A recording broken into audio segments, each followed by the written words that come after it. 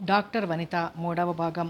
వనిత గోకుల్ని పెళ్లి చేసుకుని అమెరికా వెళ్ళిపోతుంది. ఇక గాంధీ వనితను పెళ్లి చేసుకోవాలని ఆమెకు ఉత్తరం రాసి తెలుసుకుని యూనివర్సిటీకి రాస్తే యూనివర్సిటీ వాళ్ళు ఆమె పెళ్లి చేసుకుని అమెరికా వెళ్ళిపోయిందని చెప్తారు. దాంతో బాధపడతాడు. కథ కొనసాగుతుంది. 2 ఏళ్లు గడిచిపోయాయి. వనిత తను చేస్తున్న హాస్పిటల్కి రిజిగ్నేషన్ లెటర్ పంపింది. ఆ తర్వాత గృహిణిగా గోకుల్తో అమెరికాలో హాయిగా రోజుల్ని గడిపేయసాగింది. శ్రీరంగకి ఒక్కడే కొడుకు. ఆ తర్వాత అందం చెడిపోతుందని మేనక మరి సంతానం విషయం తలపెట్టలేదు. వనితకి ఇప్పుడు 1 ఏడాది బాబు. గోకుల్ వెంటనే సంతానమా అని విసుక్కున్నప్పుడు చటుక్కున తండ్రి జ్ఞాపకం వచ్చాడు. గోకుల్కి ఈ విషయం చెప్పినప్పుడు అతను తేలిగ్గా నవ్వేసి, భలే దానివే, మన మధ్య సంతోషానికి పిల్లల ఆటంకమని అన్నాడు. అదేమిటి? వనిత ఆశ్చర్యంగా అడిగింది. కాదా మరి, స్త్రీ తను తల్లి అవగానే half of the love will go to the children అని భర్త మీద ప్రేమని పిల్లలకి పంచేస్తుంది. నేనలా పంచనులేండి. అది ప్రకృతి సహజం. ఇవాళ కొత్తగా వచ్చింది కాదు. గోకుల్ నవ్వి వెళ్ళిపోయాడు. శ్రీరంగ ఉన్న ఇంట్లోనే చాలా రోజులు ఉండి ఇప్పుడు 10 మైళ్ళ దూరంలో ఉంటున్నారు. వనిత ప్రైవేట్ హాస్పిటల్లో పనిచేస్తోంది. న్యూయార్క్లోనే శ్రీరంగ ఉంటున్నాడు. గోకుల్ అక్కడికి వెళ్ళాక కారు కొన్నాడు. సామాన్యంగా అందరూ బ్రతికే విధానంలోనే అధునాతనంగా ఉంటున్నారు. అప్పుడప్పుడు తెలుగు వాళ్ళు వస్తుంటారు. ఏ 2 కుటుంబాల వాళ్ళో దగ్గరలో ఉన్నారు. మిగిలిన వాళ్ళు క్రిస్టియన్లు. అందరూ అక్కడి వాతావరణానికి తగినట్లు అలంకరణలు చేసుకుంటారు. చాలామంది బాబ్డ్ హెయిర్తోనే ఉన్నారు.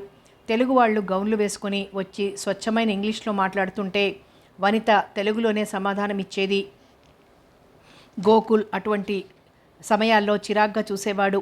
వనిత భయపడినా నిబ్బరంగా ఉన్నట్లు నటించేది. చివరకు ఉండబట్టలేని వాడిలా అన్నాడు గోకుల్. నీ పద్ధతి నాకేం బాగులేదు వనిత. నువ్వు డాక్టర్వి, వాళ్ళంతా ఇంగ్లీష్లో మాట్లాడుతుంటే పెద్ద దేశాభిమానం నీకే ఉన్నట్లు నీవిలా పోజులు కొట్టడం నాకేం బాగులేదు. వనిత తెల్లబోయింది. పోజులు కొడుతోందా? అతని వైపు సూటిగా చూస్తూ అంది. నాకప్పుడు తోచలేదు, కానీ ఇప్పుడు మీరన్న తర్వాత నిజమే అనిపిస్తోంది. నేను తెలుగు మాట్లాడడంలో మీరు విపరీతార్థాలు తీయనవసరం లేదు. పొద్దున్నుంచి సాయంత్రం వరకు మనది కాని భాషలో మాట్లాడుతూ యంత్రంలా బ్రతుకుతున్నాం మనం. చివరికి పిల్లవాడిని నవ్వుతూ నోరారా తృప్తిగా చీచీ అనలేక హలో అంటున్నాం అర్థం లేకుండా. ఉన్న దేశంలోనే ఇతర రాష్ట్రాలకు వెళ్ళిపోయి అక్కడ ప్రవాసాంధ్రులందరూ కలిసి తెలుగు గెట్ టుగెదర్ చేసుకుంటూ తెలుగో రామచంద్ర అంటుంటే ఇక్కడ ఇన్ని మైళ్ళ దూరంలో నేను తెలుగు కోసం అల్లాడిపోవడంలో తప్పులేదు. My God! గోకుల్ ఆశ్చర్యంగా చూశాడు. నేనేదో ఒక్క మాట అంటే నువ్వు ఇన్ని అర్థాలు తీసావు. వనిత మాట్లాడలేదు. ఆమెకి ఈ మధ్య ఒక్కసారి తండ్రిని చూడాలన్న కోరిక మరింత ఎక్కువగా కలుగుతోంది. గోకుల్ ఒక్కడే కాదు, సామాన్య మానవులందరిలో 100కి 2 కనీసం అమెరికాకి అలవాటు పడిపోయి స్వదేశాన్ని మర్చిపోతుంటారు.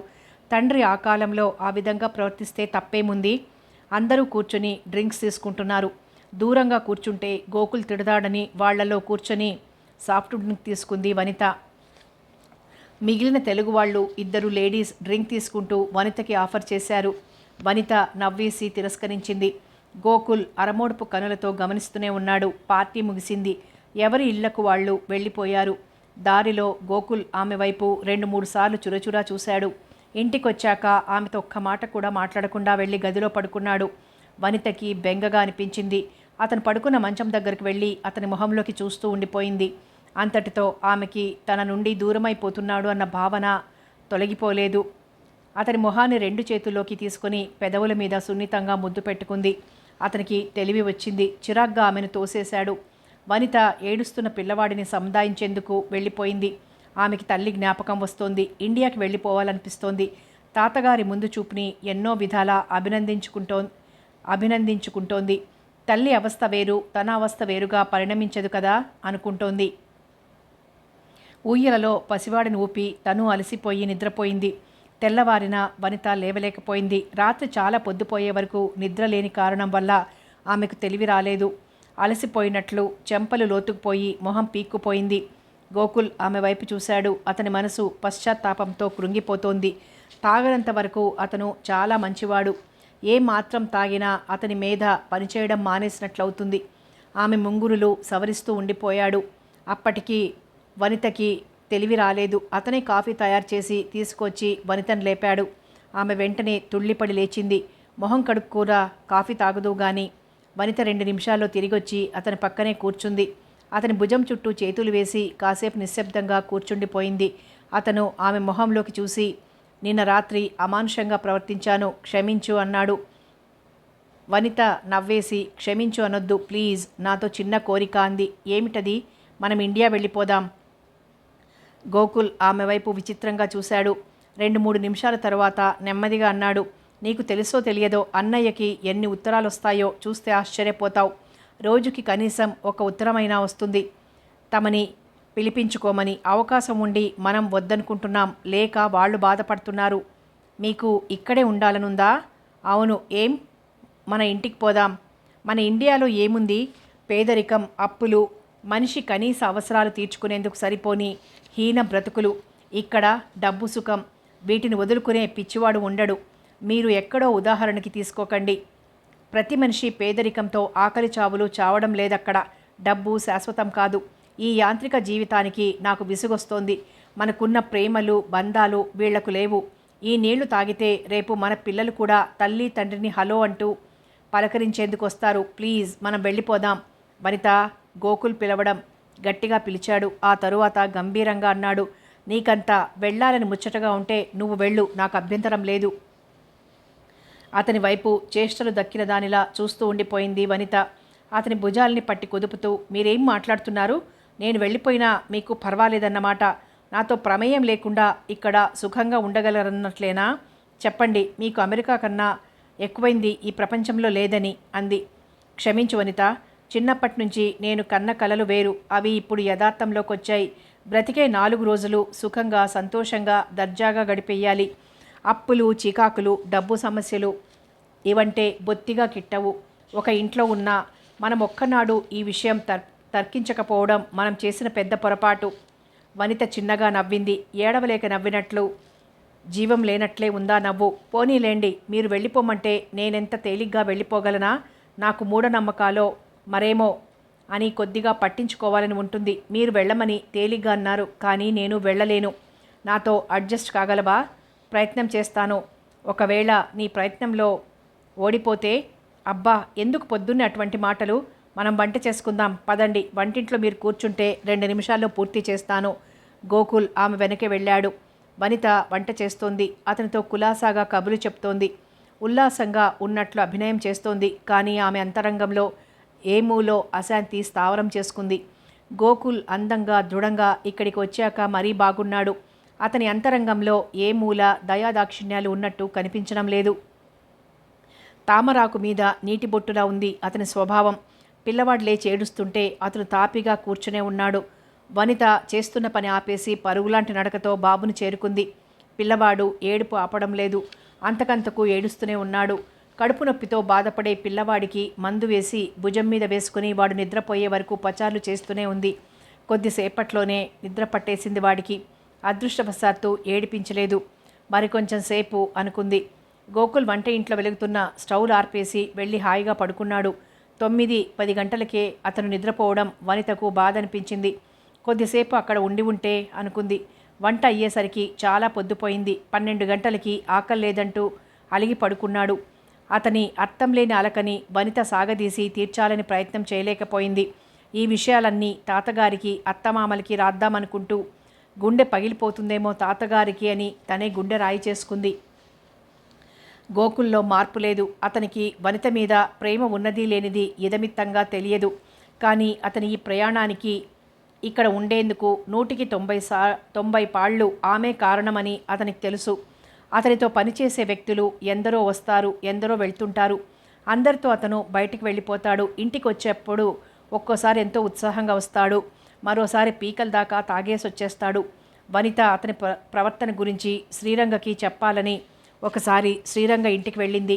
భార్యాభర్తలిద్దరూ హాయిగా తాగుతూ కూర్చున్నారు. వనిత తన తెలివి తక్కువతనానికి సిగ్గుపడి వచ్చేసింది. గోకుల్ ఇంట్లో ఉన్నాడు. తను వచ్చేసరికి అతను ఇంట్లో ఉంటాడని ఆమె అనుకోలేదు. ఆమె పక్క నుంచే అతని స్నేహితురాలు వెళ్ళిపోవడం మాత్రం వనిత సరిపెట్టుకోలేకపోయింది. పడక గదిలోకి వచ్చి చూస్తే అతను ఏమీ ఎరగనట్లు, అంత క్రితం ఏమీ జరగలేదన్న విధంగా చిరునవ్వు నవ్వాడు. వనితకి తాతగారు ఇచ్చిన తలగడ చెదిరి కింద పడి ఉంది. పక్క మీద పరిచిన తెల్ల దుప్పటి నలిగిపోయింది. వనితకి తీరని అవమానంగా ఉంది గోకుల్ ప్రవర్తన. ఆమె అతనికి జవాబు చెప్పకుండా వేరే గదిలోకి వెళ్ళిపోయి పిల్లవాడిని పక్కలో వేసుకుంది. రాత్రి 10-11 గంటల ప్రాంతంలో గోకుల్ వనిత పక్కకు చేరి ఆమెను గట్టిగా దగ్గరకు లాక్కున్నాడు. వనిత అతన్ని మెల్లగా విడిపించుకొని లేచి వెళ్ళి లైట్ వేసింది. అతను దెబ్బతిన్నట్టు ఆమె వైపు చూశాడు. వనిత అతని మొహంలోకి చూస్తూ, దయచేసి మీ గదిలోకి వెళ్ళి పడుకోండి అంది. ఎంత అహంకారం! గోకుల్ భర్త స్థానంలో ఉన్న హక్కుని వినియోగించుకుంటున్నాడు. వనిత మాట్లాడలేదు. అతను విసురుగా వెళ్ళిపోయాడు. ఎటువంటి అవమానాన్నైనా తేలిగ్గా తీసుకునే స్త్రీ భర్త పరాయి స్త్రీని చేరదీస్తే సహించడం అరుదు. వనిత ఆలోచనలకు మెల్లమెల్లగా రూపం ఏర్పడసాగింది. మగవాడు ఎన్ని తప్పులు చేసినా క్షమించగలిగే ఈ సంఘం తను రేపు గోకుల్ని విడిచిపెడితే ఎన్ని మాటలంటుంది. గోకుల్ ఈ పని తనకు విడాకులు ఇచ్చుంటే తనకేమీ బాధ కలిగేది కాదు. కానీ అతను తన ఎదుటే ఎంత ధైర్యం! భార్య కనుక చచ్చినట్టు పడి ఉంటుంది అనుకుంటున్నట్లున్నాడు. వనిత పిల్లవాడి వైపు చూసింది. పెళ్ళైన కొత్తల్లో ఏ ఏడాది కాలమో గోకుల్ బావగా తన హృదయాన్ని పూర్తిగా ఆక్రమించుకున్నాడు. కానీ ఇప్పుడు భార్య భర్త ఆ స్థానంలో తమ ఇద్దరిని పక్కపక్కన చేర్చి నిలబెట్టాలన్నా మనసంతా వ్యాకులపాటుతో అసహ్యంతో కుచించుకుపోతోంది. పిల్లవాడు ముమ్మూర్తులా తన పోలికలతోటే పుట్టాడు. ఏడాది వయసు దాటిన తండ్రి అంటే వాడికి తెలియదు. పొద్దున హాస్పిటల్కి వెళ్లే వరకు తను, ఆ తరువాత ఆయా, సాయంత్రం తిరిగి తను వచ్చే వరకు వాడికి మూడో వ్యక్తి తెలియదు. వనితకి కళ్ళ నిండా నీళ్లొచ్చాయి. కొన్ని జాతకాలు కూడా వారసత్వంలా వస్తాయేమో. తను తండ్రికి దూరమైపోయినట్లే వీడు తండ్రికి దూరమైపోయి వనిత ఆలోచనలు మరో దారి మళ్ళాయి. తండ్రి ఇప్పుడు హైదరాబాద్లో అశోక్ నగర్లో ఉంటున్నాడు. అతని పిల్లలు ఇద్దరూ తల్లితో ఉండిపోయారు. అతను ఒక్కడు అక్కడే క్లినిక్ పెట్టి ఒంటరి జీవితాన్ని గడిపేస్తున్నాడు. ఆమె లేచి వెళ్ళి కొడుకు పక్కన పడుకుంది. నేను వెళుతున్నాను వనిత గోకుల్తో చెప్పింది. గోకుల్ విని ఊరుకున్నాడు. 6 నెలల నుంచి ఇద్దరూ మాట్లాడుకోవడమే మానేశారు. గోకుల్ చుట్టూ రంగురంగుల సీతాకోక చిలుకలు తిరుగుతున్నాయి. ఒకసారి వాలిన చిలక మరోసారి అతని వైపే చూడడం లేదు. అతనికి చీకు చింత ఉన్నట్లు లేదు. తాగటం, తినడం, సంపాదించడం, ఖర్చు పెట్టడమే జీవితంగా మార్చేసుకున్నాడు. మీరు మీ ఇష్టం వచ్చినట్లు ఉండొచ్చు. ఇంకా మనం విడిపోయేందుకు చట్టరీత్యా ఏర్పాట్లు చేసుకుందాం. శ్రీరంగ, మేనక ఆమె వెళ్ళిపోవడాన్ని చీర చిరిగిపోయినంత సామాన్యంగా తీసుకున్నారు. వనిత విమానంలో కూర్చుంది. 2 ఏళ్లలో ఎంతో జీవితాన్ని చూసిన విరాగినిలా ఉంది ఆమె మనసు.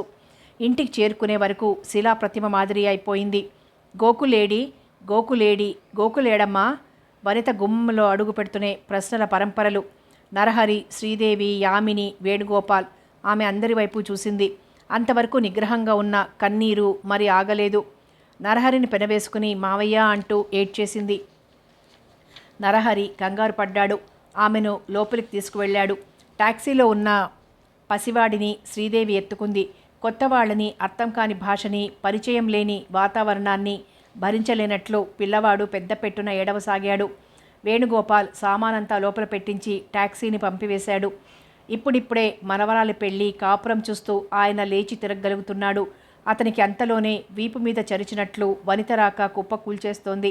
గోడని ఆసరా చేసుకుని బయట నుంచి లోపలికి వెళ్లారు. చాలాసేపు ఏడ్చి చివరికి అలసిపోయి దుఃఖాన్ని ఆపుకుంది వనిత. ఆయన బావ మారిపోయాడు మామయ్య, అతనికి నా అవసరం లేదింకా. నరహరి ఊహించాడు కొంత. ఆ మాట వింటూ అతను అదిరిపడలేదు. గాయం మీద గాయం తగిలితే ఆ ప్రదేశం బహుశా మొద్దుబారుతుందేమో. అతనికి ఎందరో స్వదేశంలో పెద్ద పెద్ద డిగ్రీలు తీసుకుని విదేశాలకు వెళ్ళిపోతున్న సంఘటనలు గుర్తుకొస్తున్నాయి.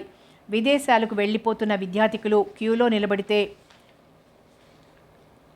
పామర జనంతో దేశం చాలా సువిశాలంగా కనిపిస్తోంది. రాష్ట్రానికి ఏ 10 మంది లెక్కనో మిగిలారు. మిగిలిన వాళ్ళు సేద్యం చేసుకుంటూ అమాయకంగా అల్యూమినియం కంచాల్లో కొర్రలో, జొన్నలో అన్నం పెట్టుకొని మిరపకాయ మహా ఆనందంగా నంచుకుని తింటున్నారు. అతనికి తిక్కగా ఉంది.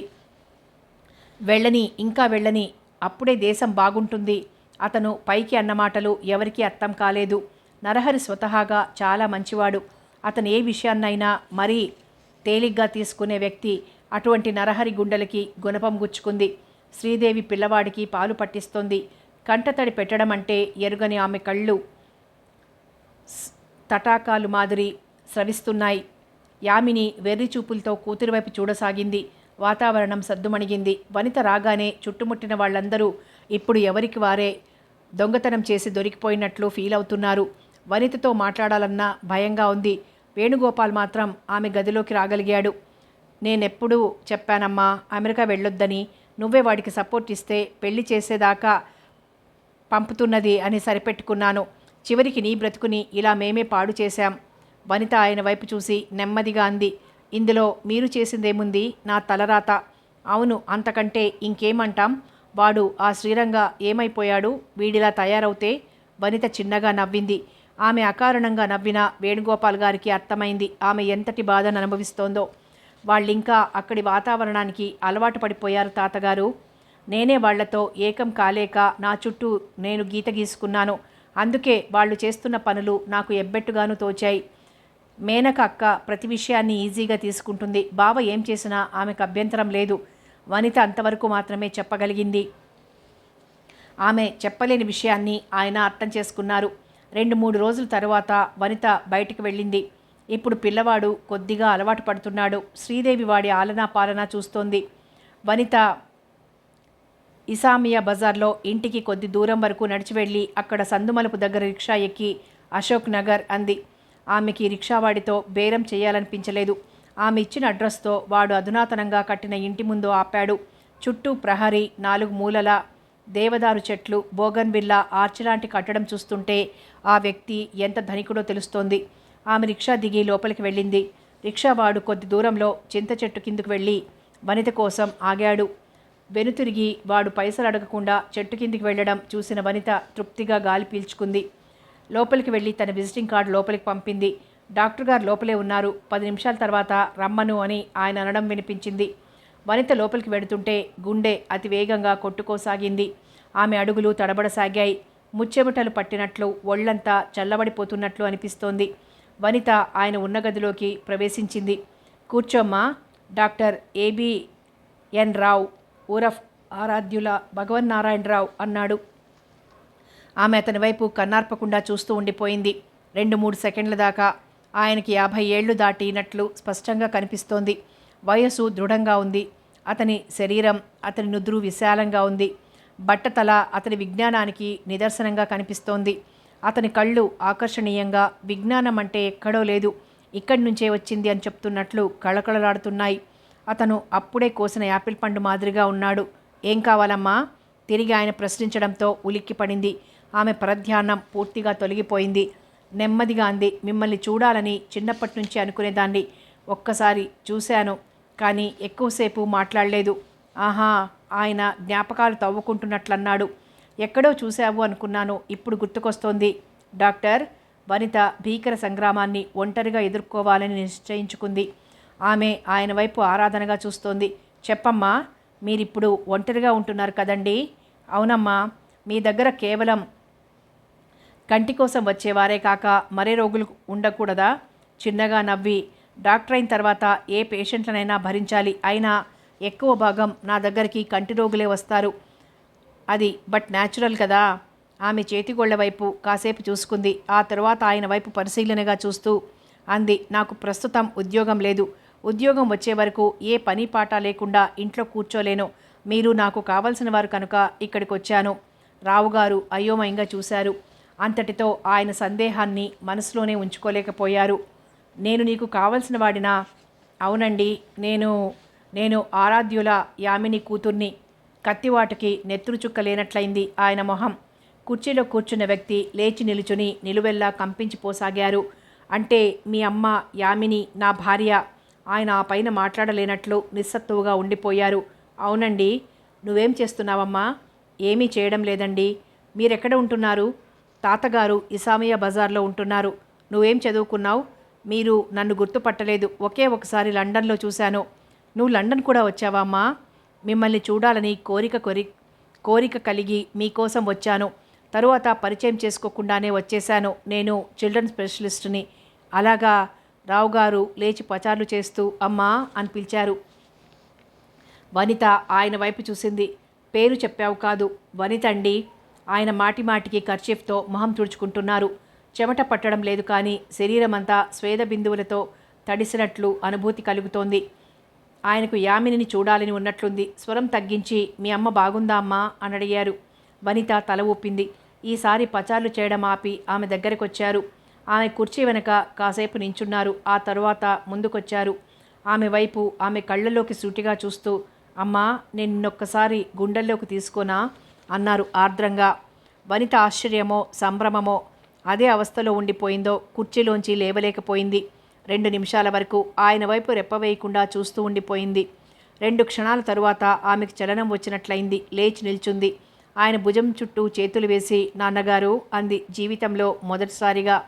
ఆయన ఆమెను దగ్గరకు తీసుకుని శిరస్సు మీద చెయ్యి ఉంచారు. కళ్ళల్లో నీళ్లు తిరిగాయి. అవి ఒకదాని వెంట మరొకటి బొట్లు బొట్లుగా రాలి ఆమె శిరస్సును అభిషేకం చేస్తున్నాయి. తలెత్తి ఆయన మొహంలోకి చూసి కొద్దిగా దూరం జరిగింది. ఆయన కూడా యథాస్థితికి వచ్చినట్లు ఆమె ఎదురుగా ఉన్న కుర్చీలో కూర్చుని నిశితంగా చూడసాగారు. వనిత గొంతు విప్పి నెమ్మదిగా అంది, మీరొక్కరే ఉంటున్నారని తెలిసి నేనెవరికీ చెప్పకుండా వచ్చాను. ఇక్కడికి వస్తున్నట్లు ఎవరికీ తెలియదు. తెలిస్తే అసలు నన్ను బయటకు వెళ్ళనిచ్చేవారు కాదు. అమ్మ బావుంది, ఆమె మిమ్మల్ని మర్చిపోలేదు. ఈ కారు, ఈ బంగ్లా ఇవన్నీ చూసి కూతురిగా హక్కుని సద్వినియోగం చేసుకునేందుకు వచ్చానని మీరు అనుకోవద్దు నాన్నగారు. నాకు ఎల్లకాలం రక్షగా ఉండే నీడ కావలసి మీ దగ్గరికి వచ్చాను. మీ డబ్బు, హోదా, పలుకుబడి వీటిని నా కోసం ఖర్చు చేయనవసరం లేదు. నా బిడ్డకి నాకు మీ నీడ చాటున ఆశ్రయం కావాలి అంతే. అంటే రావుగారి మొహంలో అనేక ప్రశ్నలు, సందేహాలు. స్త్రీకి కొన్ని భద్రతలు కావాలి నాన్నగారు. తండ్రి ఉన్న పుట్టిల్లో, భర్త ఉన్న మెట్టినిల్లో ఆమెను సురక్షితంగా ఉంచుతాయి. నేను రెంటికి చెడిన రేవడిని. అమ్మ కవిత, ఆయన గొంతులో బాధ స్పష్టంగా వినిపిస్తోంది. వనిత కళ్ళు దించుకుంది. ఆమె కళ్ళల్లో నిండిన నీరు చెంపల మీదకు చేరింది. నువ్వు పెద్ద చదువులు చదివావు కదా, ఎంత మూర్ఖుడతను. ఆ తరువాత ఏం మాట్లాడాలో తోచలేదు. ఆయన మాటల కోసం వెతుక్కుంటున్నారు. మనిషి కోర కంపిచ్చి ఎవరి పిచ్చి వారికి ఆనందం. కొందరు చదువు లేదని వదిలేస్తే మరికొంతమంది సొసైటీలో తమకు కావలసిన రీతిలో నడుచుకోవడం లేదని వదిలేస్తారు. ఆయన మొహంలో కత్తివాటుకి నెత్తురు చుక్కలేదు. నాన్న, వనిత కొంత చనువుగా మరికొంత భయంగా దీనంగా పిలిచింది. ఏమ్మా, మీరొక్కరే ఉంటున్నారేం నాన్న, ఆవిడేది? శుష్కహాసం చేశారాయన. తలవైపు చేత్తో చూపించి అన్నారు, ఈ తల మీద పూర్వం విగ్గు పెట్టుకున్నాను అనిపించే క్రాపు ఉండేది. ఈ మొహంలో ఎంత తేజస్సు ఉండేదో నాకే ఆనవాలు తెలియకుండా పారిపోయింది. ఆమె నా దగ్గర విడాకులు తీసుకుని వెళ్ళిపోయి కూడా చాలా కాలం అయిపోయింది. పిల్లలనైనా నా దగ్గరికి పంపుతుందనుకున్నాను. కానీ ఆమె ఆ ఉపకారం కూడా చెయ్యలేదు. అన్నీ మన మంచికే. ఈ విధంగానైనా నేను శిక్షని అనుభవించేందుకు అవకాశం వచ్చింది, అంతే చాలు. వనిత ఆయన వైపు చూసింది. ఆయన బట్టతల విజ్ఞానానికి ప్రతీకలా కనిపిస్తోంది. ఆ మొహంలో ఎంతో బాధ కనిపిస్తోంది. ఆమె మరుక్షణం వాచి చూసుకుని, నేను వెళ్ళొస్తాను నాన్న. ఏ సంగతి మీరు నాకు ఎప్పుడు చెప్తారో తెలుసుకునేందుకు మరో వారం రోజుల్లో వస్తాను అంది. ఆయన హఠాత్తుగా ప్రశ్న వేశారు, అప్పుడే వెళ్ళిపోతున్నావా? మరి వెళ్ళాలి, అమ్మ చూస్తూ ఉంటుంది, పిల్లవాడు ఏడుస్తాడు అంది లేచి నించుంటూ. ఆయన వీధి గుమ్మం వరకు వచ్చి ఆమెను సాగనంపారు. వనిత వెనుతిరిగి చూస్తూ రిక్షా ఎక్కింది. రిక్షా వీధి మలుపు తిరిగే వరకు ఆ గేట్లోనే నిల్చున్నారు రావుగారు. ఎక్కడికి వెళ్ళావు? ఇంటిలో అందరూ వనితని ఇదే ప్రశ్నతో వేస్తున్నారు. వనిత మారు మాట్లాడకుండా, ఇక్కడికే పని మీద వెళ్ళాను, పని పూర్తి కాగానే చెప్తాను అంది పిల్లవాడిని ఎత్తుకుంటూ. యామిని మాట్లాడకుండా పిల్లవాడిని అందించి వెళ్ళిపోయింది. జీవితాన్ని గురించి పరిపరి విధాలుగా ఆలోచిస్తోంది. ఇప్పుడు ఈ ప్రయాణంలో తను ఒంటరిగా ప్రయాణం చేస్తున్నా ఆమెకు అజ్ఞాత బంధంలా భర్త తాలూకు ముద్ర పడే ఉంది. ఆ ప్రయాణం, ఢిల్లీ నుంచి తను చేసిన ప్రయాణాన్ని జీవితంలో మర్చిపోగలదా? ఏడీ గాంధీ తను పరిత్యక్త, ఎలా అందుకోగలదు అతని ఆదరణను? వనిత మరో విధంగా కూడా ఆలోచించసాగింది. ఈ బ్రతుకింకా ఇంతే. అతని గురించి ప్రత్యేకంగా ఆలోచించే అవసరం, ఆశ అనవసరం. కల అయినా తనకి కల్లోనైనా తను ఆ ఆలోచన దరిదాపులకి రానివ్వకూడదు. తన బంధానికి గుర్తుగా ఇప్పుడు నెహ్రూ ఉన్నాడు. తను ఏరికోరి పెట్టుకుందా పేరు. గాంధీ మహాత్ముడికి సన్నిహితుడు నెహ్రూ. ఆ పేరు ఎందుకు పెట్టావు అని అడిగిన వాళ్ళకి నా కొడుకు కూడా ఎప్పటికైనా దేశనాయకుడు కావాలని అని నవ్వుతూ సమాధానమిచ్చేది. తన అంతరంగంలో గాంధీకి ఉన్న స్థానాన్ని మరెవరికీ చెప్పుకోలేదు కనుక. ఆమె పరుపు మీద పడుకుంది. గోకుల్ గుర్తుకు రాగానే క్షణం తొందరపడ్డానా అనుకుంది. వెంటనే ఆమె కన్నీరు వరద గోదావరిలా పెళ్ళుబికి వస్తూ ఆమెకు స్త్రీ సహజమైన ఈర్ష్యని గుర్తుకు తెచ్చాయి. ఏ బాధనైనా గుండెల్లో దాచుకుని నవ్వించే స్త్రీ తన భర్త మరో స్త్రీతో ఉండడాన్ని ఏ సందర్భంలోనూ భరించలేదు. అటువంటి నాటకాన్ని అసలే జీర్ణించుకోలేదు. ఈ చట్టాలు శాసనాలు ఏర్పాటు చేసినట్లు విడాకులు తీసుకున్న తరువాత ఎవరి దారి వారిదని సరిపెట్టుకోగలదేమో కానీ మెత్తని తలగడ ఆమెని కలవరపెట్టసాగింది. ఆమె లేచి వెళ్ళి బాత్రూంలో బట్టలు తలుపు మీద వేసుకుని బకెట్తో స్నానం చేసింది. బకెట్లో ఉన్న నీళ్లతో స్నానం చేసింది. యామిని చప్పుడు విని బయటకొచ్చింది. బాత్రూంలోంచి కూతురు రాగానే అడిగింది, ఇదేమిటే వనిత, ఇప్పుడు స్నానం చేస్తున్నావు? వనిత ఆమె కేసి ఒక క్షణం చూసి, బట్టలు నిద్రలో పాడు చేశాడు నెహ్రూ, చిరాగ్గా ఉంటే స్నానం చేశాను అంది. చచ, సమయం సందర్భం లేకుండా ఎప్పుడు పడితే అప్పుడైనా స్నానం చేయడం? మంచి చెడు ఆలోచించవద్దా? నవ్వింది వనిత. మంచి. ఆ పైన మాట్లాడకుండా గదిలోకి వచ్చేసింది. గది తలుపులు వేసుకుంది. అగరొత్తులు వెలిగించి భగవంతుడి ముందు 2 నిమిషాలు కళ్ళు మూసుకుని నిల్చుంది. ఇప్పుడు ఆమె మనసు ప్రశాంతంగా ఉంది. తల ఆరబెట్టుకునేందుకు ఫ్యాన్ ముందు వాలు కుర్చీలో కూర్చుంది. ఆమెకు మరుక్షణం నిద్ర పట్టేసింది. మీ అమ్మకి ఇక్కడికి వస్తున్న సంగతి చెప్పావా అమ్మా? లేదండి. ఎందుకని? ఆమెను జీవితాంతం ఏడిపించాల్సి వస్తుందేమోనన్న భయంతో చెప్పలేకపోయాను. మీ దగ్గరకు వస్తున్నానని తెలిస్తే అమ్మ చచ్చిపోతుంది. ఆయన చివాల్న కళ్ళెత్తి చూశారు. వనిత ఆయన ముఖంలోకి ప్రశాంతంగా చూస్తూ ఆయన చూపుల్ని ఎదుర్కొంటోంది. దీర్ఘంగా నిట్టూర్చి ఇలా అన్నారు, నేను అందంగా ఉంటానన్న అహం, దానికి తోడు నేను చదివిన చదువు నన్ను ఈ స్థితికి తెచ్చాయి. మీ అమ్మ చదువుకోలేదు కనుక ఆమె వెర్రి వెంగళాయి అనుకునేవాడిని. నేను లండన్లో ఉండగా ఆమె నన్ను విపరీతంగా ఆకర్షించింది. తరచూ నా రూమ్కి వచ్చి భార్య కంటే చనువుగా, సన్నిహితంగా, ఐఎమ్ సారీ, నా బిడ్డ ముందు సిగ్గు విడిచి కథ చెప్పవలసి వస్తుందనుకోలేదు. అయినా తప్పదు. నా గుండెల్లో రగులుతున్న ఈ మంటని ఇన్నాళ్లకైనా చల్లార్చుకుంటాను. ఆమె లేని నేను జీవోత్సవాన్ని అనుకునేవాడిని. జరిగిపోయిన కథ వినిపించడం నీకు తెలిసిందే కనుక చర్విత చర్వణం అవుతుందని ఇంకా మానేస్తున్నాను. కానీ వనిత, మగవాడు స్త్రీలోడు అయ్యేందుకు ఒక విధంగా స్త్రీ అసమర్థత అంటాను. వనిత తెల్లబోయి చూసింది. వెంటనే గొంతు పెగల్చుకుంటున్నట్లంది. ఇది అన్యాయం నాన్నగారు. ప్రపంచంలో పురుషులందరూ అడ్డదారులు తొక్కేందుకు కారణం స్త్రీ అసమర్థత అంటే నేను ఒప్పుకోను. ముఖ్యంగా మన సంస్కృతి, మన ఆచారాలు, కట్టుబాట్లు, వీటిని నిర్లక్ష్యం చేస్తూ దైవచింతన, పాపభీతి లేని వాళ్లే స్త్రీని అసమర్థురాల్ని చేస్తున్నారు. శారీరకంగా, మానసికంగా భర్త కోసం, తన పరివారం కోసం స్త్రీ చేసే త్యాగం ముందు పురుషుడు చేస్తున్న ప్రతిఫలం ఎంత? ఏమీ లేదు. ఆమెను చేతకానిదాన్ని చేసి ఇష్టం వచ్చినట్లు ఆడిస్తున్నాడు. My God! ఆయన నిట్టూర్చి, నా బిడ్డ ఇంత తెలివైందని నేనెన్నడూ ఆలోచించలేదు. మీరు ఒంటరిగా ఉంటున్నారని విని మీకు ఈ వృద్ధాప్యంలో తోడుగా కన్న నేరానికి సేవ చేసేందుకు వచ్చాను నేను. మీరు ఇది నా అసమర్థత అంటారా? అదెలా? వనిత ఆయన వైపు చూసింది. భర్త వదిలిపెట్టినందుకు ఆస్తి హక్కుల గురించి అసమర్థతను ఆయుధంగా తీసుకుని వచ్చానని ఆసరా. ఆయన కుర్చీలోంచి లేచొచ్చి వనితను గుండెల్లోకి తీసుకున్నారు. వద్దు తల్లి, వద్దు. నువ్వు ఇంకేమీ మాట్లాడొద్దు. నేను నీ తండ్రిని కాను. నువ్వే నాకు తల్లివి. నేను చేసిన పొరపాటు ఏ మగవాడు చేయకూడదు. నేను నీ భర్తతో మాట్లాడి అతన్ని రప్పించి మీ జీవితం బాగు చేస్తాను. వనిత వెక్కి వెక్కి ఏడవసాగింది.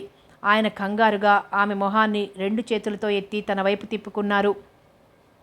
వద్దు నాన్న, మీరు శ్రమపడొద్దు. నేను అతను వదిలొచ్చేశాను.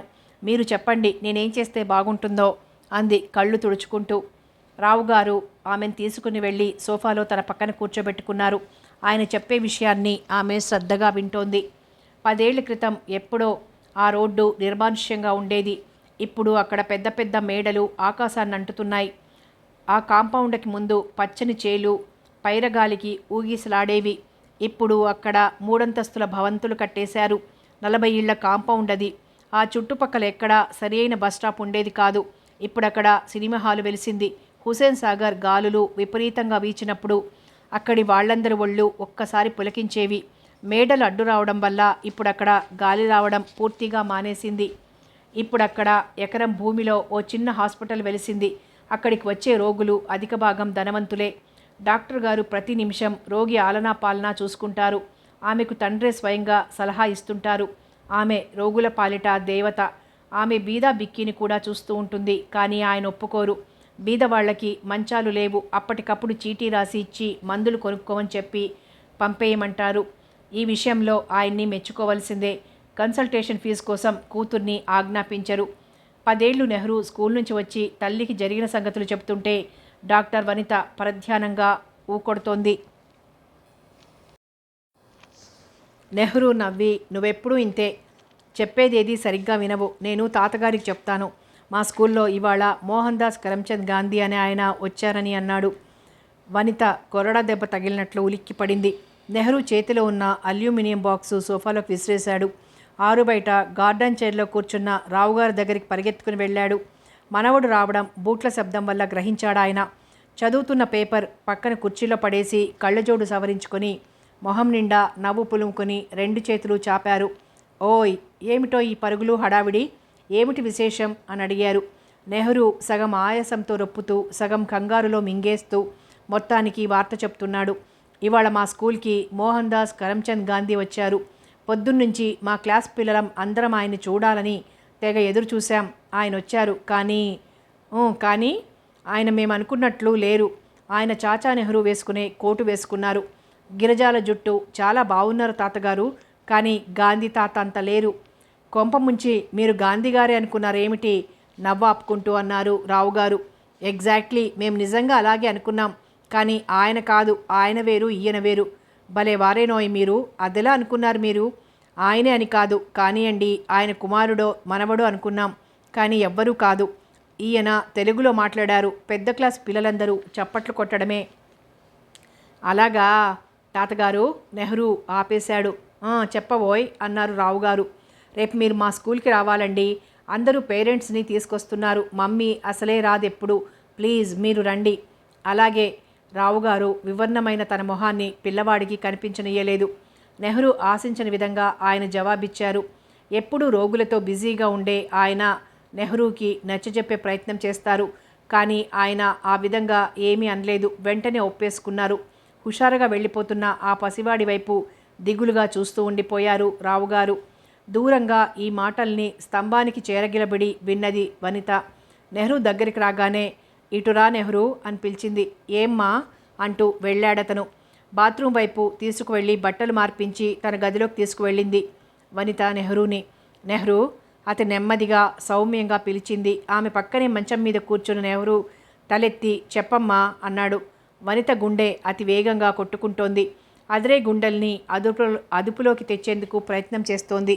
నెమ్మదిగా అడిగింది. నెహ్రూ తల మీద చేయి వేసి, అదే నువ్వు ఇప్పుడు తాతగారితో చెప్తున్నావు చూడు, గాంధీ అని, ఆయన ఎలా ఉంటారు అని అడిగింది.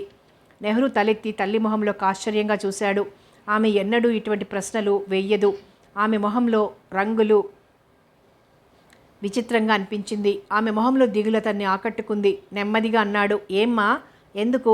ఆయన చాలా బాగుంటారు. మా ఫ్రెండ్ సునీల్ వాళ్ళ నాన్నగారు అంతే ఉంటారు. అలాగా. వనిత అదురుతున్న గుండెలకి ధైర్యం చెప్పి, ఏ అలజడి కనిపించనీయకుండా, రేపు ఫంక్షన్కి నేను వస్తాను, తాతగారితో చెప్పు అంది. నెహ్రూ ఆమె వైపు చిత్రంగా చూసి, ఓ నువ్వొస్తావా మమ్మీ? ఆ మాట అని మంచం మీద నుంచి కిందికి దూకేసినంత పనిచేశాడు. తలుపులు తోసుకుంటూ రావుగారు ఉన్న గదివైపు పరుగులు పెట్టాడు. వనిత మంచం మీదకి వాలిపోయింది. ఆమెకి గతం కనిపిస్తోంది. వీల్లేదు, నువ్వు వెళ్ళొద్దు, శ్రీదేవి కంఠం పెద్దది చేసి శాసిస్తున్నట్లంది. వెళ్ళొద్దు వనిత, నీకు నేను ఏ లోటు రానివ్వను. నువ్వు అతని దగ్గరికి వెళ్ళడం మాకెవ్వరికీ ఇష్టం లేదు నరహరి అన్నాడు. పిల్లవాడిని భుజాన వేసుకున్న వనిత కళ్ళు వర్షిస్తున్నాయి. ఆమె వేణుగోపాల్ గారి గదిలోకి వెళ్ళింది. ఆయన ముభావంగా ఏమీ మాట్లాడలేదు. నేను వెళ్ళొస్తాను తాతగారు అంది వనిత. వెళ్ళు. ఆయన ఇటు తిరిగి ఆమె వైపు చూస్తూ ఉండిపోయారు. ఆయన కళ్ళల్లో అల్లుడి పట్ల ద్వేషం కనిపిస్తోంది. వనిత ఈ నిర్ణయం ఎందుకు తీసుకుందో ఎవరికీ అర్థం కాలేదు. వనిత అటు నుంచి యామిని గదిలోకి వెళ్ళింది. ఆమె ఎన్నడూ లేంది వెక్కి వెక్కి ఏడుస్తూ కనిపించింది. వనిత ఆమె మొహాన్ని తన వైపుకు తిప్పుకొని, నేను వెళ్తున్నానమ్మా నాన్న దగ్గరికి అంది. ఆమె కూతుర్ని రెండు చేతులతో కౌగిలించుకొని బావురుమంది. వనిత ఆమెతో నెమ్మదిగా అంది. నువ్వు వస్తే నాన్నగారు కాదనరమ్మా, ఆయన నిన్నెప్పుడూ తలుస్తారు. నేను రావడం, ఆయన తలవడం ఇవి రెండు జరగనివి. ఆయన రమ్మని పిలిచినా నాకిప్పుడు ఆయన మీద ప్రేమ లాంటిదేమీ లేదు. భార్యగా సేవ చేసేందుకు సిద్ధంగా లేను నేను. మా నాన్న నా కోసమే బ్రతుకుతున్నారు. ఈ ఇంట్లో నన్నందరూ బాగానే చూశారు. ఈ వయసులో ఇంకా ఏం మిగిలిందని నా భర్త అంటూ వచ్చేందుకు నాకొక్కటే బాధ. నేను నా ప్రాణంలో ప్రాణంలా చూసుకున్నాను. చివరికి నువ్వు నా బద్ధశత్రువు నీడకి వెళ్ళిపోతున్నావు. శత్రువా అమ్మ ఆయన? వనిత నిర్ఘాంతపోయింది. అవును, శత్రువే. నన్ను కాదని మరొకరితో సంసారం చేసి జీవితాన్ని వెళ్ళబుచ్చిన వ్యక్తి నాకు అంతకంటే ఏమీ కాడు. వెళ్ళు, వెళ్ళి హాయిగా ఉండు అంది యామిని ఆమెకి దూరంగా జరిగి. వనిత తన వస్తువులతో కొడుకుతో తండ్రిని చేరుకుంది. గోకుల్ జ్ఞాపకాలు ఆ ఇంట్లో ఆమెను కలవరపరిచేవి. మొదటి రాత్రి గడిపిన ఆ గదుల్లో ఒక గది ఆమెకు అంపసయ్య మాదిరిగా అనిపించేది. అందరి సానుభూతి చూపుల్ని తప్పించుకునేందుకు తండ్రి తప్ప వేరే ఆశ్రయం శ్రేయస్కరం కాదని రావుగారి దగ్గరికి వచ్చేసింది. ఓడలు బళ్ళైనాయి, బళ్ళు ఓడలయ్యాయి. ఈ 10 ఏళ్ల కాలంలో తల్లి తాతగారు కాలగతిలో కలిసిపోయారు. మేనమామ అత్తగారు కొడుకు దగ్గరికి వెళ్ళిపోయారు. అంతటితో ఆ ఇంటికి ఆమెకి మధ్య సంబంధం తెగిపోయింది. గోకుల్, ఏనాటి గోకుల్, అతని జ్ఞాపకం తరిమినట్లు నెహ్రూ తప్ప వేరే ఏమున్నదని అతన్ని తలుచుకునేందుకు వనితకి దుఃఖం వస్తోంది. కోరికలు ఒక్కోసారి ఆమెను ప్రశ్నించినట్లు భ్రమించేది. ఆమె డాక్టర్గా రోగుల సేవలో నిరంతరం మునిగి తేలినా అప్పుడప్పుడు నీడలాంటి వ్యక్తి ఎవరో తరిమిన అనుభూతి కలిగేది. ఆమె హృదయం స్పందించడం, అతని కోసం గాలించడం జరిగేది. ఆమె కట్టుబాట్లను తలుచుకొని భయవిఫ్ఫల అయ్యేది. ఇప్పుడు ఏమో, మారుతున్న సమాజంలో స్త్రీ ఆలంబన కోసం మరొకరిని వివాహం చేసుకోవడంలో ఆక్షేపణ లేదు. కానీ వనిత తన ఆలోచనలకి కలవరపడింది. నెహ్రూ ఈనాడు తలెత్తుకుని గౌరవంగా తిరిగే 10 ఏళ్ల పిల్లవాడు. వాడి భవిష్యత్తు. వనిత నిద్రలోకి జారిపోయింది. ఆమెను లేపేందుకు ఎవ్వరూ రారు ఇక అటువైపు. ఆమె జీవితంలో దగా పడిన వ్యక్తి. ఆమె కోసం తండ్రి ఏమైనా చేయగలిగేందుకు సిద్ధంగా ఉన్నాడు. వీలైతే సమాజంలో కుళ్ళు పేరిట నిలబడే ప్రతినిధులకి మార్ఫియా ఇచ్చేందుకు సైతం ఆయన తీవ్రంగా ఆలోచిస్తాడు. ఆమె నిద్రపోయిందని తెలిసి మనవడిని తన పక్కన పడుకోబెట్టుకున్నాడు. స్కూల్ గ్రౌండ్లో సమావేశపరిచారు. అధికారులు చాలామంది వేదిక మీదకి వస్తున్నారు. వనిత ముందున్న సోఫాలో కూర్చుంది. పేరెంట్స్ అందరికీ ప్రత్యేకంగా సోఫాలు వేయించారు. స్కూల్ వార్షికోత్సవం కనుక ముందుగా కల్చరల్ ప్రోగ్రామ్స్ జరిగాయి. తదనంతరం వేదిక మీదికి ప్రముఖులు ఆహ్వానింపబడ్డారు. కార్యదర్శి అందరినీ పరిచయం చేస్తున్నాడు. వనిత మనసు శరీరము ఏకమై గాంధీ కోసం తహతహలాడుతోంది. ఆమె కళ్ళు చీకటిని సైతం ఛేదించేవిగా మారి అతని జాడ కోసం వెతుకుతున్నాయి. ఈ నిరంతర అన్వేషణలో ఆమె తన జయాపజయాల గురించి ఆలోచిస్తోంది. ఈయన మోహన్ దాస్ కరమ్చంద్ గాంధీ. పరిచయ వాక్యాలు వింటూనే ఆమె చెవుల్ని నమ్మలేనట్లు తుళ్ళిపడింది. ఆమె శరీరం స్వస్థత తప్పినట్లు అయిపోయింది. మెదడులో ఏదో సంచలనం. స్పృహ తప్పిపోదు కదా అనిపిస్తోంది. ఈ కార్యక్రమాలు ప్రతి ఏడు జరుగుతున్నవే. ఈనాటి ఈ కార్యక్రమానికి ముఖ్య కారణం ఈయన. ఈ స్కూలు ఇన్ని సంవత్సరాలుగా వెనకబడి ఉంది. గత 5 సంవత్సరాలుగా ఈయన స్కూల్ పురోభివృద్ధికి తెర వెనుక నిలిచి సహాయం చేశారు. ఇప్పుడు ఈ స్కూల్ కమిటీకి మూల స్తంభంగా ఈయన్ని పరిచయం చేసే భాగ్యం ఇన్నాళ్లకు కలిగింది. కరతాళ ధ్వనులు. వనితకి అవేమీ వినిపించడం లేదు. ఎందరో ఉపన్యాసాలు ఇచ్చారు. కమిటీ చైర్మన్గా పరిచయం చేస్తూ ముగించారు. చివరికి 2 గంటల తర్వాత జనగణమన కార్యక్రమం పూర్తయింది. వనిత సోఫాలోంచి లేచింది. నెహ్రూ వచ్చాడు. లవకుశ డ్రామాలో అతను వేసిన వేషం ఆమెని మరింత కలవరపెట్టింది. ఆమె చెయ్యి అందుకుని పదమమ్మీ అన్నాడు. వనిత సర్వము కోల్పోయిన దానిలా అడుగులు భారంగా వేస్తోంది. ఏమేమో ఆలోచించుకుని ఇక్కడికి వచ్చింది. ఆమె సాహసం చేయలేకపోయింది. కొడుకు వెంట తడబడే అడుగులతో కదలి వెడుతోంది. జనం కార్లల్లో స్కూటర్ల మీద తప్పుకుంటున్నారు. తన కారున వైపు నెహ్రూ దారి తీస్తుంటే ఆమె దిక్కుతోచందాన్లా నడుస్తోంది. వనిత, గాంధీ పిలుపు. వనిత అకస్మాత్తుగా వెనకకు తిరిగింది. వనిత కదూ మీరు? నేను పొరబడలేదు. ఎప్పటికైనా ఇలా యాదృచ్ఛికంగా కలుసుకుంటామనే నమ్మకం నాకుంది. హలో వనిత, ఎన్నేళ్లకి? గాంధీ వైపు విప్పారిత నేత్రాలతో తడిసిన కనులతో ఆశ్చర్యం, ఆనందం కలగాపులగం కాగా ఆమె అవును నేను వనితనే అంది జవాబుగా. పదండి. ఎక్కడుంటున్నారు? ఏం చేస్తున్నారు? అంతా క్షేమమే కదా? జాడా జవాబు లేని వీడు ఎలా ఊడిపడ్డాడో అని ఆశ్చర్యపోతున్నారా? ఓహ్ వనిత, నాకెంత ఆనందంగా ఉందో ఎలా చెప్పను. గాంధీలో అప్పటికిప్పటికీ మార్పు లేదు. వనిత కారు డోర్ తెరిచింది. ముందు సీట్లో అతను కూర్చున్నాడు. అప్పటికే నెహ్రూ వెనక తలుపు మూసుకొని మౌనంగా కూర్చుండిపోయాడు. వనిత కారు ఇంటివైపు పోనిస్తోంది. గాంధీ ఉన్నట్లుండి నిట్టూరుస్తూ మధ్య మధ్య మాట్లాడుతూ ఆమెతో మాట్లాడుతూనే ఉన్నాడు. అతనికి ఇన్నేళ్ల వియోగం ఈ కొద్ది కాలంతోనే సరిపోదు మాట్లాడేందుకు అనిపిస్తోంది. గాంధీ మాటల మధ్య ఇల్లొచ్చేసింది. వనిత కారుని గేటు పక్కన ఆపి రండి అంది. డ్రైవర్ కారు గ్యారేజ్లోకి తీసుకువెళ్ళాడు. తలుపు తెరిచి రావుగారు వనిత వైపు, మనవడి వైపు, అతని వైపు ప్రశ్నార్థకంగా చూశారు. నెహ్రూ 2 అడుగులు ముందుకు వేసి, నేను చెప్పాను చూడండి, ఈయన శ్రీ మోహన్ దాస్ కరమ్చంద్ గాంధీ అన్నాడు రావుగారితో. ఆయనకి గాంధీ నమస్కారం చేశాడు. వనిత నవ్వి, అంతేకాదు నాన్నగారు, మేమిద్దరం 12 ఏళ్ల క్రితం స్నేహితులం అంది. అలాగా అన్నారాయన. తండ్రితో భోజనం చేస్తున్నప్పుడు చెప్పింది వనిత. అతనితో పరిచయం ఎలా మొదలై తాత్కాలికంగా అంతమైందో రావుగారు శ్రద్ధగా విని గాంధీ వైపు చూస్తూ, పేర్లో ఏముంది అంటారు మన వాళ్ళు, చిన్నవారు మీరు, అయినా మీ పేరులో ఎంత ఆకర్షణ, ఎంత పెన్నిది అన్నాడు. గాంధీ స్వచ్ఛంగా నవ్వి, దాందేముంది అన్నాడు. గాంధీని బలవంతంగా ఉంచేశారాయన. అంతవరకు గాంధీ దృష్టిని నెహ్రూ ఆకర్షించలేదు. అంకుల్, మనం తాతగారి రూమ్లో పడుకుందాం రండి అన్నాడు నెహ్రూ. నెహ్రూ వెనక వనిత నిలుచుని నెహ్రూ క్రాఫ్ట్లోకి వేళ్లు పోనిస్తూ ఉండిపోయింది. గాంధీ తన తెలివి తక్కువతనానికి సిగ్గుపడ్డాడు. వనిత మెడలో ఆభరణాలేమీ లేవు, చివరికి గొలుసు వంటిది కూడా లేదు. ఆమె చెవులకి బంగారు రింగులున్నాయి, కాళ్ళకి మట్టెలు మొదలైన వైవాహిక చిహ్నాలేమీ లేవు. మరి అతను ప్రశ్నార్థకంగా చూస్తూ, ఇతనెవరు అని అడిగాడు. వనిత కళ్ళు 2 పైకెత్తింది. ఆ కళ్ళల్లో ముత్యాల్లాంటి బిందువులున్నాయి. వీడు నా కొడుకు అంది. అంతలోనే దుఃఖం ఆమెని మాట్లాడనీయలేదు. గాంధీ ఆశ్చర్యంగా చూస్తూ ఉండిపోయాడు. వనిత మొహానికి చీరకొంగు అడ్డం వేసుకుని లోపలికి వెళ్ళిపోయింది. నెహ్రూ వైపు తన చేతిని చాపి, పదబాబు అన్నాడు గాంధీ.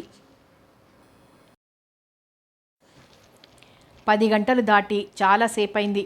గాంధీ పక్క మీద పడుకున్నాడు. దూరంగా మరో మంచం మీద నెహ్రూ నిద్రపోకుండా గాంధీ వైపు చూస్తున్నాడు.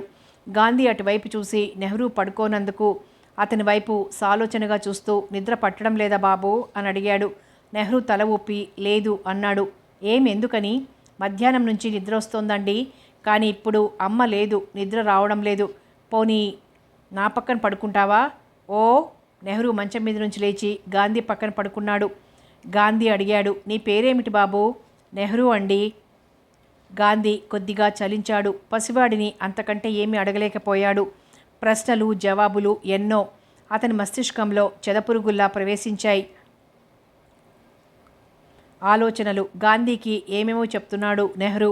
చెబుతూనే నిద్రపోయాడు. గాంధీ నిద్రలేక పక్క మీద అశాంతిగా అటూ ఇటూ తిరగసాగాడు. కథ కొనసాగుతుంది.